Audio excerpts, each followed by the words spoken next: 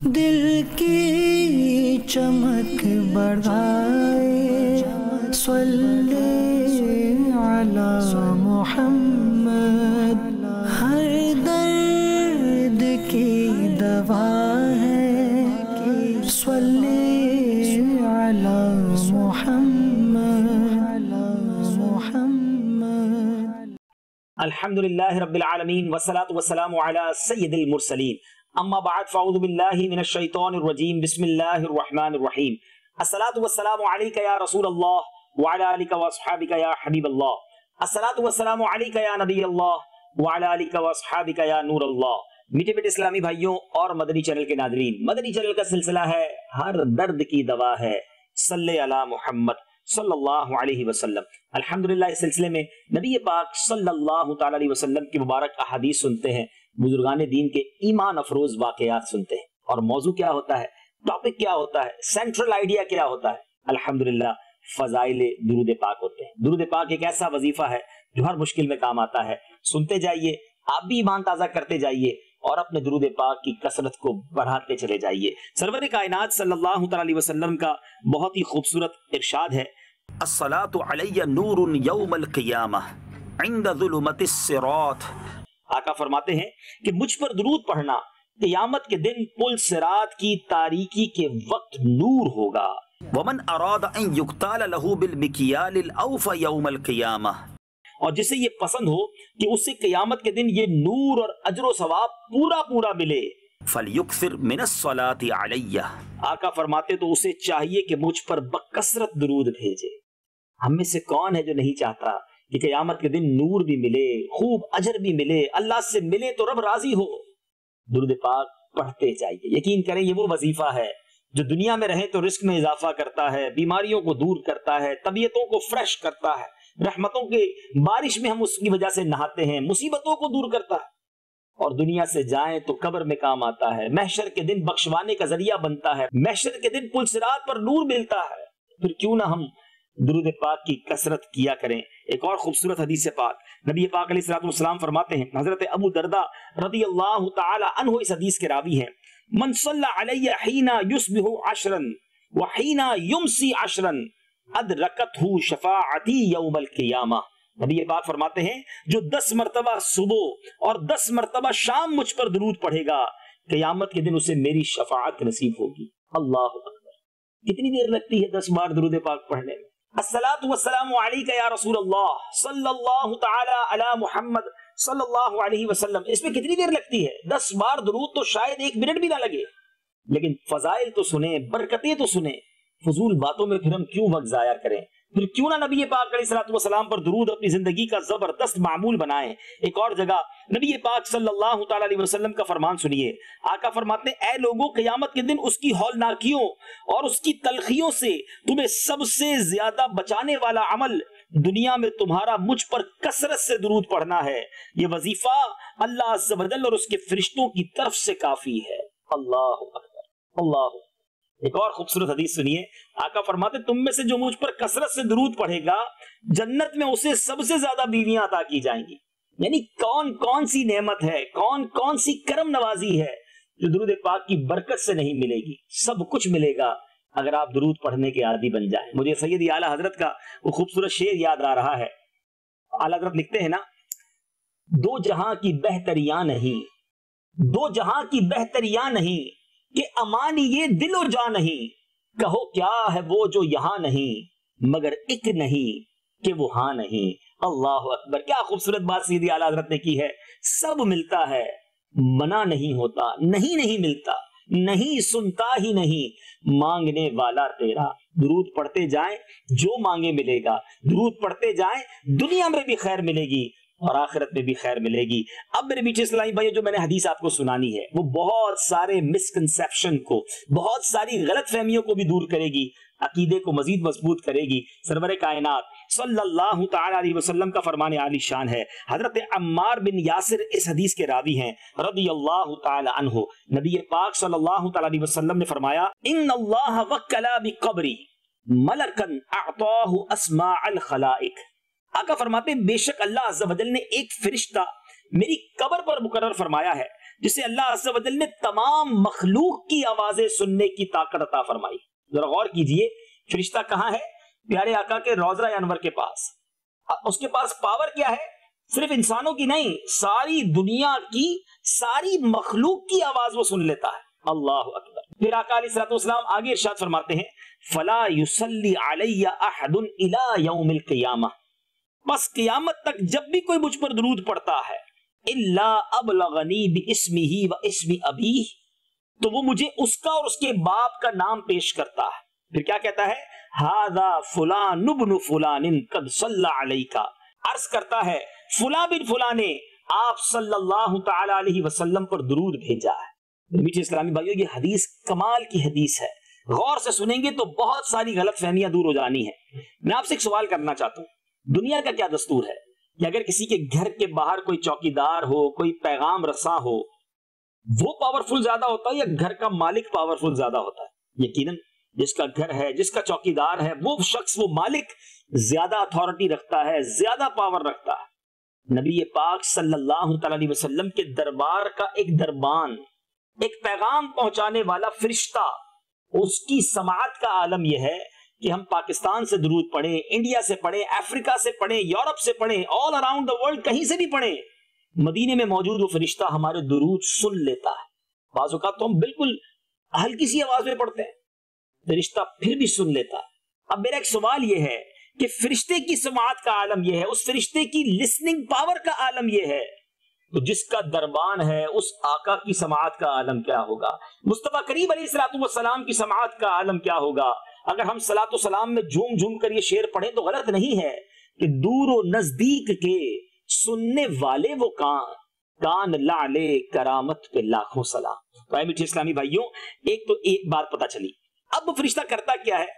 آقا کی بارگاہ میں اس بندے کا بھی نام پیش کرتا ہے، اس کے والد کا نام بھی پیش کرتا ہے. یہ اب ایک تو سماعت تھی، سننے کی طاقت تھی، ایک پہچاننے کی طاقت، ایک علم کیسا، کسی کی آواز سن کر یہ پہچان لینا کہ نام کیا ہے، اس کے والد کا نام کیا ہے. یہ تو کتنا ایکسٹرا آرڈنری علم ہے. تو دربان مصطفیٰ کے علم کا عالم یہ ہے، تو میرے مصطفیٰ صلی اللہ تعالی علیہ وسلم کے علم غیب کا عالم کیا ہوگا؟ امید ہے بات سمجھ آ رہی ہوگی. اب تھوڑا اور آگے چلتے ہیں. اب وہ فرشتہ کیا کہتا ہے؟ حضور فلاں بن فلاں نے، وہ شخص جس کا نام یہ ہے، اس کے والد کا نام یہ ہے، آپ پر درود بھیجا ہے. عقیدے والی بات تو ہو گئی نا. اب ذرا عشق والی بات سمجھیے. دنیا کا ایک دستور ہے کہ جب آپ جس کی بڑی عزت کرتے ہو، بڑی محبت جس سے کرتے ہو، ریسپیکٹ کرتے ہو، اور کوئی آپ کو آ کر کہے کہ یار آپ کی بات فلاں کے سامنے ہو رہی تھی، وہاں آپ کا ذکر ہو رہا تھا، آپ بڑا فیل کرتے ہیں، خوش ہو جاتے ہیں. اچھا واقعی میری بات ہو رہی تھی. میں مثال دیتا ہوں، کوئی آ کر آپ کو کہے یار آپ کا ذکر آپ کے پیر صاحب کے سامنے ہو رہا تھا، ہماری تو طبیعت خوش ہو جاتی ہے. اچھا واقعی میرے پیر صاحب کے سامنے میرا ذکر ہوا، اچھا بتاؤ نا کیا بات ہوئی. 2-3 بار بندہ پوچھتا ہے کیونکہ اچھا لگتا ہے، فیل بہت اچھا فیل ہوتا ہے. اب مجھے سچ بتائیے، ایک غلام کے لیے اس سے بڑی سعادت کیا ہے کہ وہ ادھر درود پڑھے، ادھر فرشتہ اس کا نام بارگاہ رسالت میں پیش کرے. نہ صرف ہمارا نام، ہمارے والد کا نام بھی نبی پاک کے دربار میں جائے، اور جو ایک بار درود پڑھے وہ ایک بار فرشتہ نام کہے. جو بار بار درود پڑھے، فرشتہ بار بار بارگاہ رسالت میں نام پیش کرے.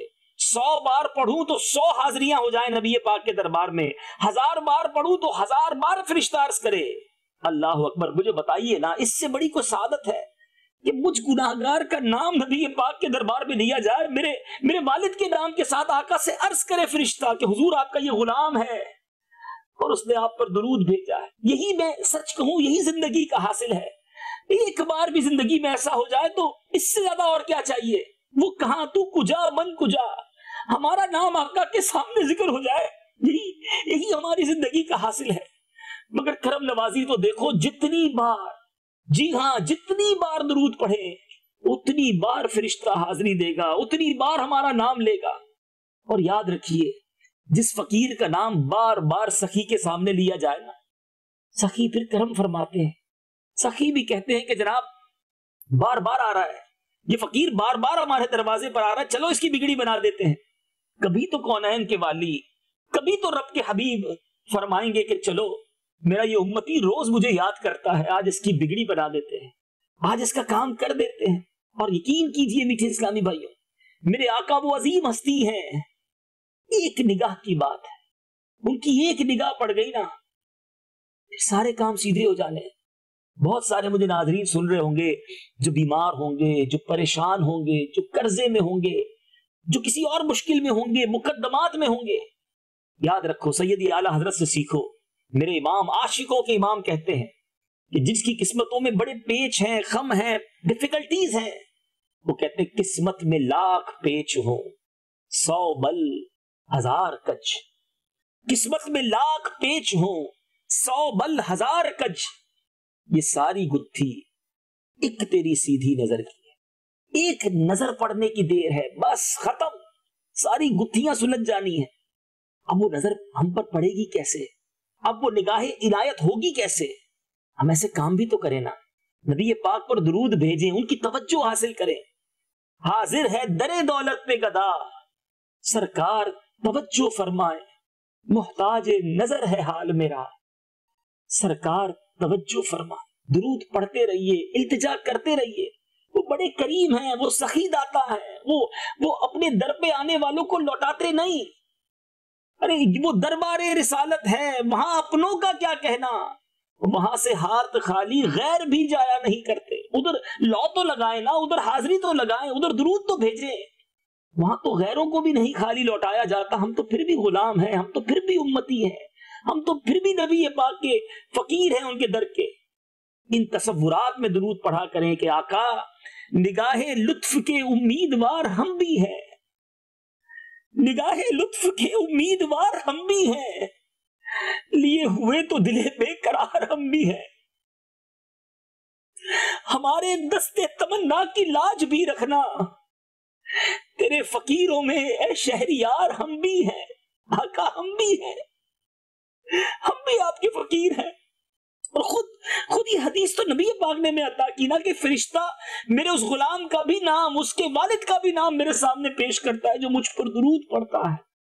یقیناً ہماری اوقات ہی نہیں ہے, ہمارے پاس تو کچھ بھی نہیں ہے. آقا کہاں ہم کہاں, مگر یہ ان کی مہربانی, یہ ان کی عطا, یہ ان کی کرم نوازی ہے جو ہم جیسے گناہگاروں کو بھی حاضری کا گویا موقع دے رہے ہیں کہ درود پڑھ دو, تمہاری میری بارگاہ میں حاضری ہو جائے.